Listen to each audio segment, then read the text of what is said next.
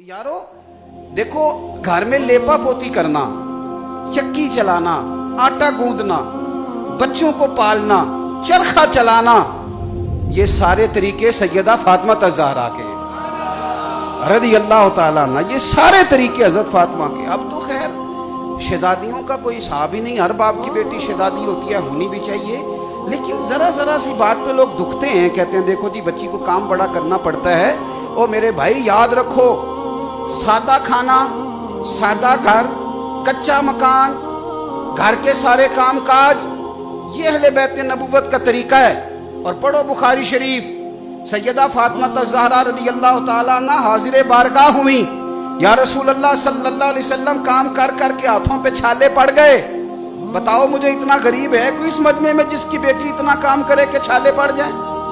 फिर भी सारे दुखी हैं, फिर भी तावीज लेते फिरते हैं कि बेटी बड़ी तकलीफ में, छाले पड़ गए या रसूलल्लाह ये। और हजरत फातिमा को मौला अली ने कहा, फातिमा अब तेरी मुशक्कत देखी नहीं जाती। हुजूर की बारगाह में गुलाम आए हैं कि गुलाम मिले तो तेरा काम में हाथ बटाएगा। हम बातें पढ़ते सुनते हो, कभी कभी गौर करो कि ये पहलू हमारे लिए क्या छोड़ती हैं। सैयदा पाक ने छाले दिखाए, मेरे करीम महबूब अलैहिस्सलाम ने क्या फरमाया? फरमाया फातिमा 33 बार सुभान अल्लाह पढ़ा कर, और 33 बार अल्हम्दुलिल्लाह पढ़ा कर, और 34 बार अल्लाहु अकबर पढ़ा कर। जब भी तू ये तस्बीह खत्म करेगी, रब तुझे गुलाम आजाद करने का सवाब अता फरमाएगा। गोया हुजूर ने कह दिया कि चक्की आपने खुद ही पीसनी है, आटा खुद ही गूंदना है, घर के सारे काम। यहाँ तो औरतें कुछ भी नहीं करती, फिर भी शाम को 4 गोलियां मंगवा लेती हैं, कोई काम भी नहीं, फिर भी 4 गोलियां। और इमाम हसन क्या फरमाते हैं? खुदारा खाली अहले बैत नबूवत ने हमें यकम मुहर्रम से 30 मुहर्रम तक का याम मनाने को नहीं दिए, उन्होंने पूरा उसवा हमें दिया है, पूरा बेहतरीन दस्तूर हयात दिया है। अगर घर बनाना है, चलाना है, और बसाना है, और आबाद करना है, तो अहले बैत नबूवत का घर देखो, रसूल करीम सल्लल्लाहु अलैहि वसल्लम की अज़वाज के मकानात और उनके घर देखो।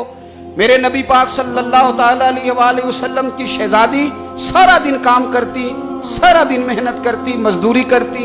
इमाम हसन कहते हैं कायनात सो जाती और मेरी माँ फातिमा मुसल्ला बिछा लेती। सारा दिन काम किया, सारा दिन ड्यूटी की, सारा दिन मुशक्कत, दुनिया सो गई और सैयदा ने मुसल्ला बिछा लिया। पहली बात तो फकीरी, सादगी। आप यकीन करें, सादा जिंदगी आसान होती है, सादा जिंदगी आसान।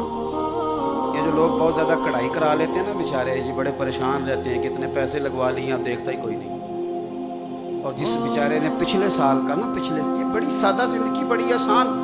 मेरी अम्मा जी ने ना मुझे क्रोशिये का स्वेटर बना के दिया था, फिर वो मैंने कहा छोटा हो गया, हालांकि वो छोटा नहीं हुआ था, मैं बड़ा हो गया था। फिर मेरा छोटा भाई पहनता रहा, फिर हमारा एक भांजा है वो उसे पहनता रहा। सादा जिंदगी थी ना, आसान होती है। अब तो आप यकीन करें कि कपड़े कभी पुराने नहीं होते, डिजाइन बदल जाते हैं, डिजाइन तब्दील हो जाता है। तो अब कौन रह गया है जो जूते को पैबंद लगाएगा, कपड़ों को पैबंद लगाएगा? मौला अली शेर खुदा कूफे की जामे मस्जिद के किनारे पे खड़े हैं और फरमा रहे हैं मैंने जीरा बेचनी है यारो, कोई खरीद लो। ये मैं बदर में भी लेके गया था, ओहद में भी लेके गया था। एक शख्स आगे बढ़ा, अमीरुल मोमिनीन क्या जरूरत पड़ गई इतनी मुतबर्रिक जरा जीरा बेचने की?